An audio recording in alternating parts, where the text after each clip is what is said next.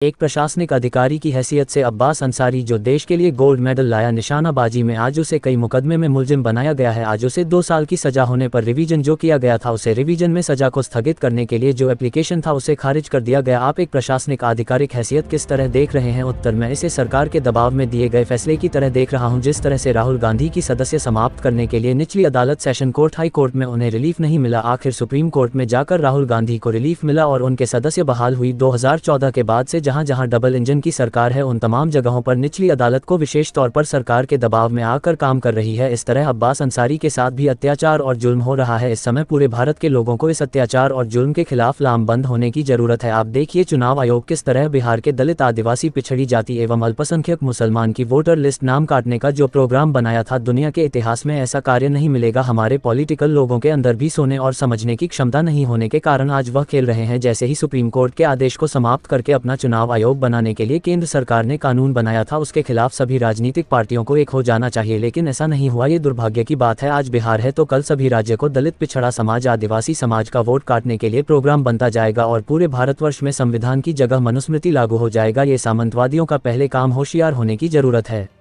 Bureau chief इसरार अंसारी। जावेद साहब, आपका ये सवाल कि अब्बास अंसारी जो गोल्ड मेडलिस्ट है निशानेबाजी में, उनके साथ नाइंसाफ़ी हो रहा है। देखिए, ये मैटर सब जुडिस है, मैं उसमें कुछ नहीं कहना चाहूँगा। उनका जो 2 साल का सज़ा हुआ है उसको स्थगित के लिए उन्होंने एप्लीकेशन लगाई थी, तो वो शायद रिजेक्ट वगैरह हो गया है और ये फिर अपील में जाना चाहते हैं। तो चूँकि मैटर सब जुडिस है, विचाराधीन है, तो कुछ कहना मुनासिब नहीं है।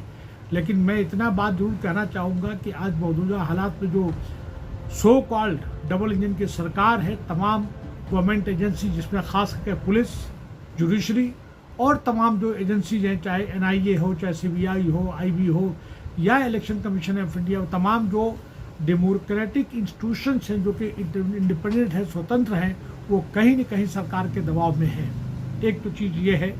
दूसरा, पिछले कई सालों से या कह लीजिए कि 10-11 सालों से अघोषित यहाँ पे आपातकाल लगा हुआ है। एक होता है कि बाकायदा ड्यू प्रोसेस के थ्रू जो है किसी न किसी वजह से आप जो है आपातकाल लगाएं, इमरजेंसी लगाएं। यहाँ पे तो जो है जो हालात है वो ठीक नहीं है। और अब रहा सवाल अब्बास के साथ, अब्बास के साथ ही नहीं, आज़म खां के लड़के या आज़म खां, उसके अब्दुल्ला, उसके साथ इनके फादर के साथ मुख्तार अंसारी के साथ में, शाहुद्दीन के साथ में, और भी तमाम ऐसे लोग जो सरकार के खिलाफ आवाज़ बुलंद करते हैं, उनकी आवाज़ को दबाने की कोशिश की जा रही है, ये मेरा कहना है। दूसरा, यही नहीं, आप देखिए कि बिल्किस बानो के जो मुलिम थे, वो जब बाहर उनको पेरोल पे छोड़ा गया तो उनको उनके समाज के लोगों ने किस तरह से स्वागत किया। उसी तरह से ग्रैहम स्टैंड्स के जो कातिल थे या जो उन्होंने किया, उसको किस तरह से स्वागत किया। इस तरह तमाम ऐसे लोग हैं जो उन्होंने क्राइम किया है और बाहर निकलने पे उनका बाकायदा उनके जात धर्म के लोग जो है या उनके पार्टी के लोग उनको स्वागत करते हैं। ये नहायत ही अफसोस की बात है। दूसरा जो इम्पोर्टेंट जो आपका सवाल ये कह रहे हैं कि निचली अदालत से, बल्कि अदालत पे कहीं न कहीं सरकार का बहुत बड़ा दबाव है। यहाँ तक कि सुप्रीम कोर्ट को उठा के देखिए, इससे पहले कि जो चीफ जस्टिस उन्होंने अपने बयान में क्या किया है, किस तरह से उन्होंने जो है जजमेंट लिखा है, किसके दबाव में लिखा है। और उसी तरह से बहुत से ऐसे इम्पोर्टेंट इशूज, मैटर्स हैं जिनका कि टॉप प्रायोरिटी पे होना चाहिए, उसको किसी न किसी से डिले करके उसको उस पर डिसीजन ही नहीं हो पाता है। ये मेरा कहना है। अब रहा सवाल कि आपको तीसरा सवाल ये है कि जिस तरह से जो है इलेक्शन कमीशन जो है रिवाइज इंटेंसिव रिवीजन की बात कर रही है बिहार के अंदर, और जो कागजात की मांग की जा रही है, वो कागजात गरीब दे ही नहीं सकता है। कहीं न कहीं वही खेला हो रहा है जो आसाम में हुआ, महाराष्ट्र में हुआ। रातों रात जो है EVM को हैक करके, मैनिपुलेट करके ये किया जा रहा है। आपका तीसरा सवाल जो जावेद साहब कह रहे हैं कि तमाम मुद्दों पे तमाम पॉलिटिकल पार्टी जो है क्यों नहीं एक साथ रोड पर उतरती हैं या उनको खिलाफत क्यों नहीं कर रहे। मैं बिल्कुल, आप सही बात सवाल कर रहे हैं जावेद साहब कि ये तमाम पॉलिटिकल पार्टीज़ को जो है EVM के खिलाफ में, EVM के साथ साथ में जो अभी बिहार में इलेक्शन कमीशन ने जो रिवीजन की बात कही है, इसकी कोई ज़रूरत नहीं है। और अगर है तो इसमें ट्रांसपेरेंसी होनी चाहिए।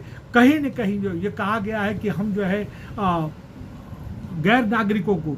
तो भाई इसका मतलब कि आज तक जो है गैर नागरिक लोग जो है वोट देते आ रहे हैं। इससे पहले जितनी भी सरकारें बनी हैं वो गैर नागरिक जो है वो भारत के बाशिंदे नहीं, उनके वोट से बना है। तो भाई इतने बड़ा इल्जाम आप लगा रहे हो, उससे पहले आप उठा के देखिए, उनका कहना है कि आइन में जो कॉन्स्टिट्यूशन में सोशल और सोशलिस्ट सेकुलर दो शब्द जो है निकालने की बात कही, ये तो पूरा मनुस्मृति लागू करने की बात हो रही है। उसके साथ साथ संविधान को हटाने की बात करने जा रहा है और अपना जो है बेसिक स्ट्रक्चर खत्म हो जाएगा। वो ये तो पूरा देखा जाए तो एक तरह से देशद्रोही स्टेटमेंट है।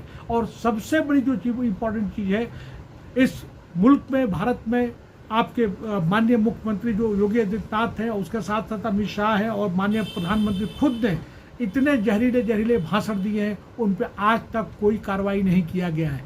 जो अपोजिशन लीडर है राहुल गांधी, उसके साथ में ये बहुत बड़ा नाइंसाफी हो गया। उसका जो है क्या कहते हैं मेंबरशिप खत्म करके उसको बाहर कर दिया गया।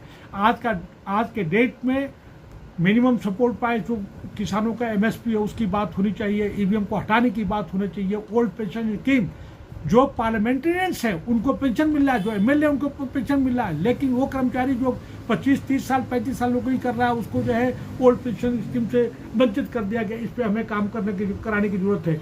यही नहीं, जो बड़े बड़े क्रिमिनल्स हैं जिन्होंने बहुत बड़ा नामी गिरामी लोग हैं, जिसमें गुरमीत सिंह, गुरु राम रहीम है, आशाराम बापू हैं, ब्रिजभूषण शरण सिंह है, ब्रिजेश है, पूरा बड़े लोग हैं, उनके खिलाफ कोई कार्रवाई नहीं हुई।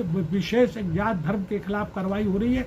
आपके जितने भी सवालात हैं जावेद साहब, बहुत ही इंपॉर्टेंट सवालात हैं। ये सवाल उन पार्टियों से पूछिए जो इसके लिए जिम्मेदार हैं, जो ईवीएम की खिलाफत नहीं कर रहे हैं, ईसीआई को खिलाफत नहीं कर रहे हैं, इसके खिलाफ रोड पर उतर नहीं रहे हैं।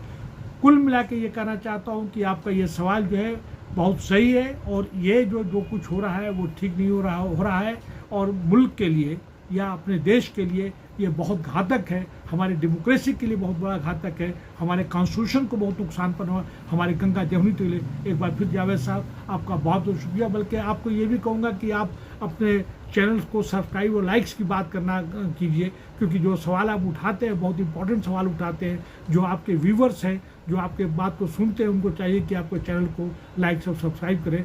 जावेद साहब और आपके तमाम साथी सलाह वगैरह जो भी है, बहुत बहुत उनका शुक्रिया। Thank you.